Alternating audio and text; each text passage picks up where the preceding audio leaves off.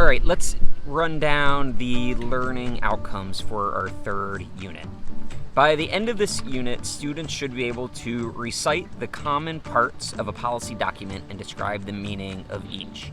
Later in this unit, we will look at what I call the DNA of a policy.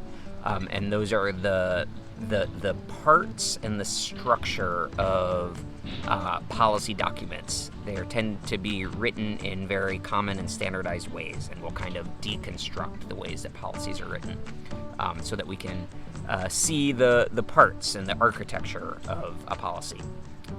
Your next learning outcome is to elaborate on the importance of founding documents in environmental policy. I'd like you to be able to describe some of the ways that the U.S. Constitution and the Bill of Rights intersect with and support environmental policy.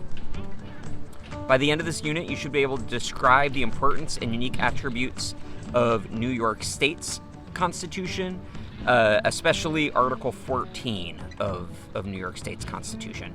That's the part that sets aside the Adirondack Park and Preserve and laid the baseline language for the U.S. Wilderness Act. By the end of this section, you should be able to list the ways that Adirondack Protect, that's a non-government organization, supports environmental action and provide an example of how Adirondack Protect does that. So we'll have a guest speaker from Adirondack Protect, also called Protect the Adirondacks, and we'll fit their work into our kind of discussion of environmental policy development and process. By the end of this section, you should be able to list some of the common elements and differences in environmental components of foreign constitutions.